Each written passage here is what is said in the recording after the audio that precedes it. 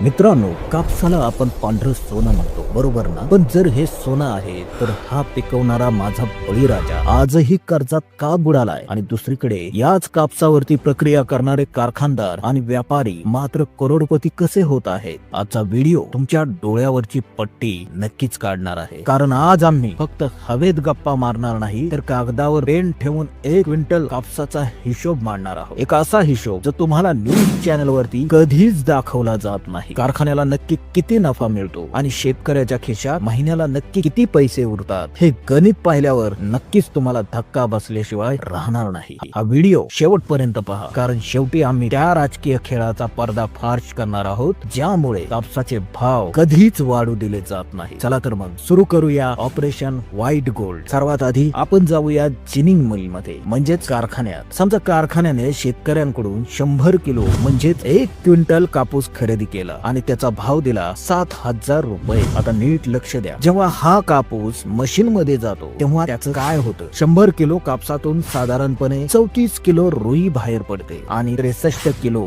सरकी बाहेर पडते. उरलेला 3 किलो कचरा असतो. आता इथेच खरी गंमत आहे. मार्केट रिसर्च नुसार आजचा रुईचा भाव साधारणपणे 57,000 रुपये प्रति खंडी आहे, म्हणजेच एका किलोला मिळतात 160 रुपये आणि सरकीचा भाव आहे 3,600 रुपये क्विंटल, म्हणजे 36 रुपये किलो. चला तर मग हिशोब करूया. 34 किलो रुईचे झाले 5,440 रुपये आणि 63 किलो सरकीचे झाले 2,268 रुपये, म्हणजे कारखान्याचा एकूण उत्पन्न झालं 7,708 रुपये. तुम्हाला वाटत असेल कारखाना खूप कमावतोय, पण 1 मिनिट थांबा. इथेच आपण फॅक्ट चेक करूया. त्यांनी कापूस घेतला 7,000 रुपयांना, त्यानंतर प्रोसेसिंग, लाईट बिल आणि मजुरांचा खर्च साधारणपणे 450 रुपये पकडला, तर कारखान्याचा एकूण खर्च होतो 7,450 रुपये. म्हणजे 7,708 मधून खर्च वजा केला तर कारखान्याला एका क्विंटल मागे निव्वळ नफा उरला 258 रुपये. तुम्हाला वाटेल, अरे एवढा कमी नफा, मग कारखाने चालतात कसे? मित्रांनो, इथे तुम्ही फसताय. कारखाना एका दिवसाला 10 क्विंटल नाही तर हजारो क्विंटल कापूस प्रोसेस करतो. जर एका दिवसाला 1,000 क्विंटल कापूस प्रोसेस केला तर दिवसाचा नफा 2.5 लाखांच्या घरात जातो. हा आहे व्हॅल्यूमचा खेळ. पण हाच खेळ शेतकऱ्यांसाठी कसा उलट पडतो ते आता आपण पाहूया. आता आपण येऊया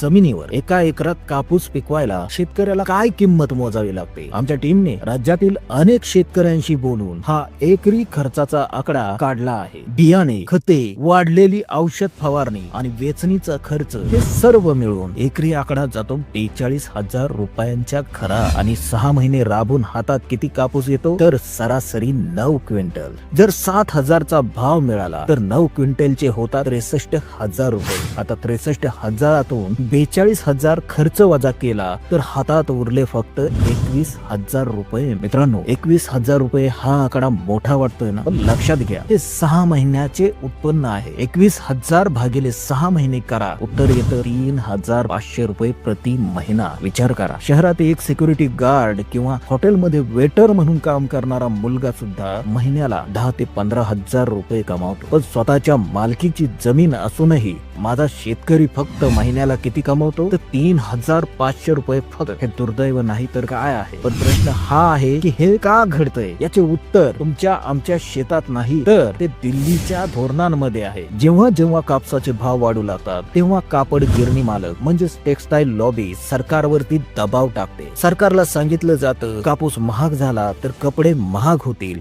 मग काय, सरकार कापूस निर्यातीवरती बंदी आणतं. इतकंच नाही, तर जेव्हा शेतकऱ्याचा कापूस घरात येतो तेव्हाच नेमकं बाहेरच्या देशातून स्वस्त कापूस आयात केला जातो. आणि हे कशासाठी? तर जेणेकरून बाजारात पुरवठा वाढावा आणि भाव पडावे. तुम्हीच विचार करा, कारखान्याला त्यांचा नफा फिक्स मिळतोय, पण शेतकऱ्याला हमी भाव मिळवण्यासाठी सुद्धा आंदोलन करावी लागतात. ही कोणती आहे न्याय व्यवस्था? तर मित्रांनो, गणिताने हे सिद्ध केलंय, या साखळी प्रक्रिया करणारा म्हणजे प्रोसेसर हा राजा आहे आणि उत्पादक शेतकरी म्हणजेच प्रोड्युसर हा गुलाम बनलाय. जोपर्यंत आपण शेतीला उद्योगाचा दर्जा देत नाही आणि उत्पादन खर्च कमी करण्यासाठी आधुनिक तंत्रज्ञान वापरत नाही, तोपर्यंत 3,500 रुपयांचं हे चक्र शेतकऱ्यांमागचं तुटणार नाही. तुम्हाला काय वाटतं, कापसाचा हमी भाव कमीत कमी किती असायला हवा जेणेकरून शेतकऱ्याला सन्मानाने जगता येईल? खालील कमेंट मध्ये तुमचा अपेक्षित भाव नक्की सांगा. जर तुम्हाला हे विश्लेषण आणि हे गणित पटलं असेल तर हा व्हिडिओ प्रत्येक कापूस उत्पादक शेतकऱ्यांपर्यंत आणि सरकारी अधिकाऱ्यांपर्यंत